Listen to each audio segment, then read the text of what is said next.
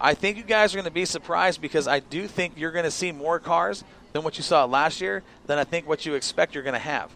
I really do. Yeah, hopefully. I think so, too. Dom? I completely agree, yeah. That's all I hear is just talk about it. I'll guarantee we're going to see in a lot our of region cars right there. now, that's what everybody's talking about. It's not the late models. No. When they're talking about the late models, they're talking about how mad they are at Willamette Speedway. You know, they're not there for 5 weeks. Where people are mad about that. We get it all the time. Something else we're getting questions about. Why are there no late models? Why? We don't make the schedule that we know, but it's that or it's the Iron Giant Series or the big race coming up. I've had to turn my phone to silent because it goes off so much. It's just nuts. Chris, you have done one hell of a job putting the series together. And James, you've been right there by his side to back him up. I mean, you've been at the meetings. You've been helping create rules. And I think that next year, this being the first true season of the series, was a big learning curve. I know you guys learned a lot about what you did right, some things you learned about what you could do better. Mm-hmm. And that's the first year is probably the worst because that's with anything. Well, yeah, with anything. Yeah. It's the growing pains and figuring out how to do it. I know that Chris and I have had a couple conversations about things that my input of what I thought could make it better. And I'm sure that helped. Probably not. That's why Chris looked at me and went, just kind of nodded his head and looked away like, you're just that announcer. Yeah, I hear you. But no, because we all see things from different perspectives. And I'm sure that if you ask the four of us here from Moxie about, what did you see we could do better, you're probably going to get 4 different answers on 4 different things. And that's a good thing because all the feedback you can get is going to help make that series better, and I'm looking forward to next year. Yeah, I talked to Justin Evans for a while today, and he told me his pluses and minuses, what we should do, and his opinions. Just Don't like you do said, anything he says. No, here's the thing. Here's the thing about Justin. And if you know Justin, and I'm sure you know Justin on a pretty personal level like we do here at Moxie, Justin is he's brutally honest. Oh, yeah, and definitely. He'll be brutally honest, and he's not to make you mad, not to hurt your feelings or try to knock you down a notch. He'll be brutally honest and say, okay, look, this is what was wrong, in my opinion. This is everything that was right. And sometimes you're going to go. And his interest is in the best for the sport. It is. It really is. It truly is, just like Chris and James and ours, if you will. Absolutely. Yeah, I try to be all ears. I listen to him and weigh it out, take what you want, and throw the rest away. That's what exactly. Yeah. And that's it. Get all the feedback you can, and it's just like a job when you're, because I've built houses for 20 years and I built it for 100 different people. You got to take a little something from every person. You got to learn something from every person you work for, and then at the end you get skills from everybody, and you just find the quickest way, the best way. So it takes time. Everything takes life. Time. Yes. Absolutely. Yeah. No doubt. So let's go back to this weekend. What you guys have planned, what's on hand, what we can expect to see, and your goals. My goal is not to tear up my car and hopefully see that checkered flag at the end of the night.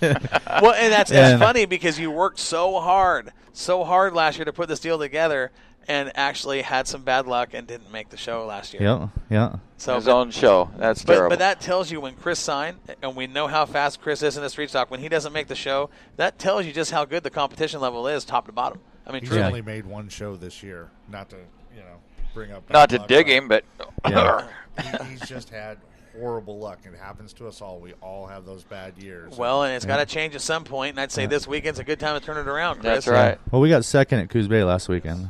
Okay, that's good. And I wish someone needs to buy that 29 car because that is a $1,200 little deal for me right there.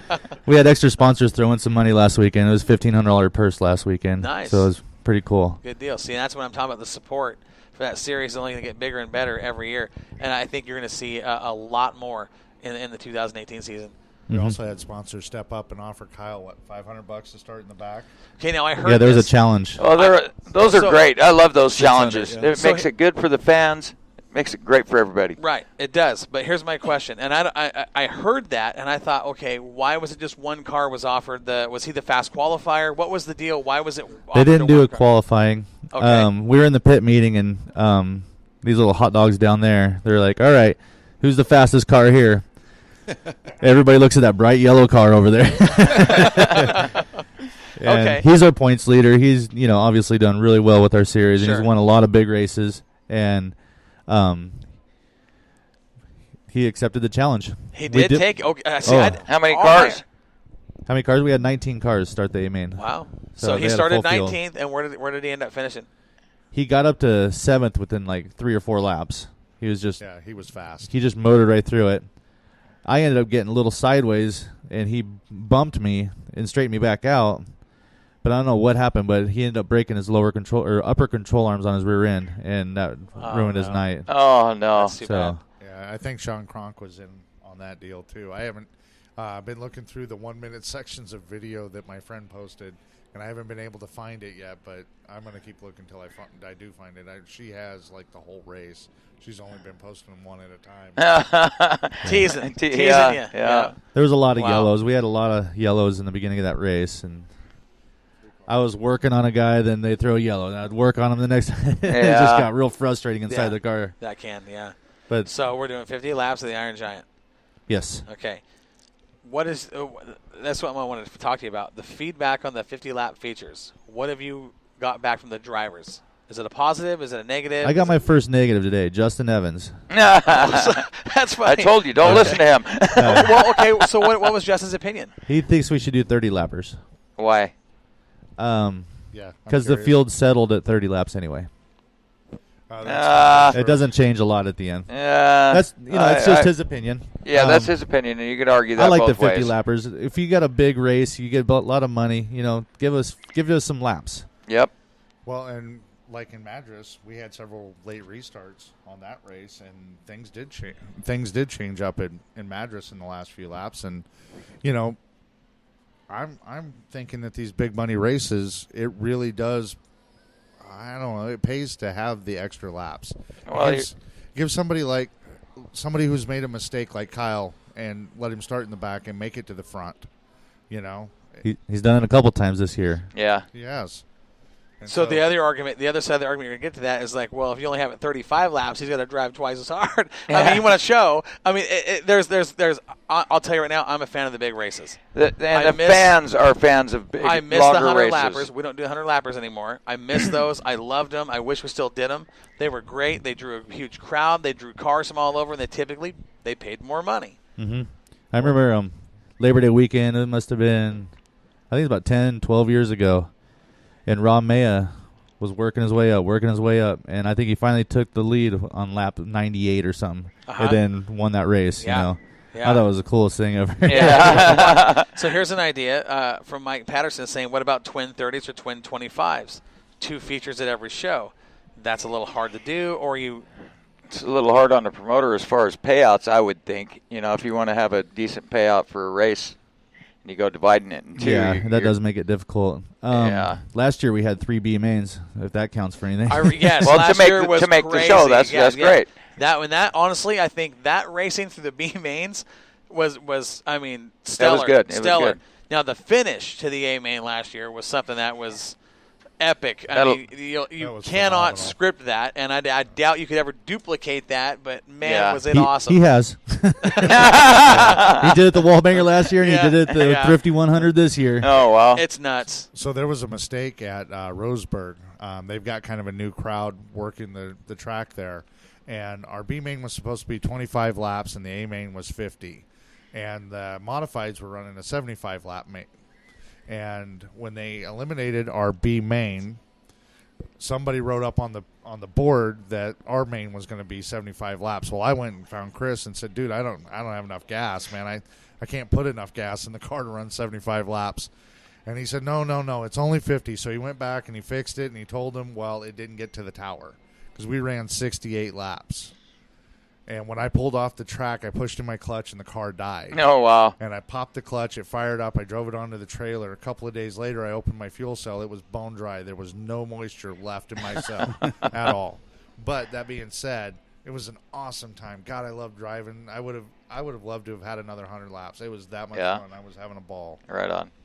Yeah, that was a fun racetrack. Roseburg was a lot of fun. It was a neat experience. I learned a lot. I know what to do to the car next time we come down there. The asphalt is so different. I remember taking the Open Comp Outlaw cars down to Roseburg for the Outlaw 100. And we'd run the slick tires, but with dirt cars. You know, when the old Rayburns and Jerry York and Dick Bosshart and Tony Whitney and all the guys, Mark Howard, all the guys would go down and race with the guys on asphalt. Those guys at Roseburg typically didn't like us because we'd take a dirt car down there and win. I mean, there was a few guys that, you had like Harlan Cohen's and you had Pope, and you had to deal with those guys, and they were just wicked fast. But then you get the talents like Bosshart and Jerry York, who were just absolutely phenomenal on asphalt. We get up there and run with those guys, and they would. They weren't too shabby on dirt either. Oh, they were fantastic. They were fantastic. But that was always a show for me. Was pretty cool because you get to see these dirt cars kind of race on the asphalt once a year and for 100 laps. And I remember that's cool. One year we went down with Tony Whitney and we took Mike Simpson's Super Sport car. And we got there late. We rolled the car off, set air pressures, had the Willamette Speedway set up on it, went out and qualified 9th fast. And 30-some-odd laps in, Tony loses front brakes and had to race almost that whole race with no front brakes. And that's not a good thing. You want a lot of front that'd brakes. Be a little, that'd make you a little loose, wouldn't it? But Tony was so good and so smooth. And coming off the last turn, of the checkered flag, we were sitting, of all places, I'm not kidding you, 5th, and we were going a lap down to the leaders. We were a lap down to the first and second place car, and York, who was running 3rd, came out of turn 4 and just drove right through Tony, and he was racing for the win. I mean, all 3 cars were right there. He just happened to be that car that had got right there on Tony and hit him and turned him, and I understand why he did it, but I was mad. And Jerry and I had some words. I don't know if you've ever had words with Jerry York. Probably not the smartest thing a guy can do. Yeah. Especially when you're a 22-year-old punk, and Jerry's got the reputation of ripping people's heads off. But we ended up finishing 9th, right where we qualified with no brakes, and it was just such a cool show. And I really wanted to go down and see that race with you guys on the asphalt, but we were calling the show at Willamette, and next year, I'm hoping you're going to do it again, right? Yeah, I really want to do that race again. I really want to see that race. Even if it's not part of our deal, they invited us back for next year. Really? And I definitely want to go back there. Cool. That's good. Let's talk points. Joel, do you have points up? Because I've got them over here if you need me to. You don't? Another cool thing we're doing with the Iron Giant this weekend, Tony Breakall is putting up money for the hard charger again. He's doing fast time. He's doing both trophy dashes, so we're going to do a fast and slow dash. And then we're going to do a hard luck award, but that's going to be towards – usually we do it towards anybody that has the worst luck, but this year we're going to do it towards the guy that in the A main that has the worst luck. Okay. Make it to where it's someone that's in the A main that has a bad luck, that has a big bill to fix, his car. You actually have to make the show to get that. Now Chris. Yes. You got to at least got to make the show this year. I'm planning on it. I mean, that's going to be interesting to see how that award plays out. I want to start talking points because we're at the 8 o'clock hour, and I don't even know if we're going to maybe have one commercial break tonight. But, Joel, you want to take us through Hornet points at Willamette Speedway? Sure, I'd love to. Just take us through the top 10. Take us through the top 10, if we will, because, we got a lot to talk about. We do? Yes. Well, we're running a 3-hour show. No, we are not running a 3-hour show tonight. Oh, come on, Corey. No, I'm not going to be here till midnight. We're going to give these guys their money's worth. We might be here till the sun comes up. White House is talking about going and getting race fuel. I like this guy. We might be here till the sun comes up. Top 10 in points. Here we go. Your Hornet division at Willamette Speedway in 10th place. The 44M combined driver with the name of Sam Potter. And Hot Rod McCombs and whoever else is in that car from Team Amco. Whoever can fit in it, yeah. Yeah. Whoever can fit I know in it's not me.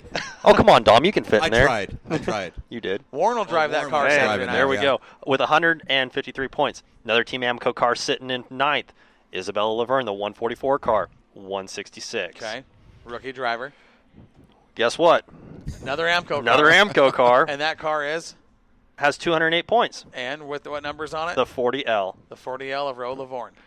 Number 7. Guess what team they're on? I'm going to say Amco. You'd be correct, Corey. You're getting a gold star tonight. Oh, look at that. They're in 7th place, the 04 of Mr. none other than Dom Gotti. Look at that. Our very own Dom Gotti. Yeah. Handsome Dom, depending on what day it is. 218 points. Nice. Okay. 6th. Any guess? Amco.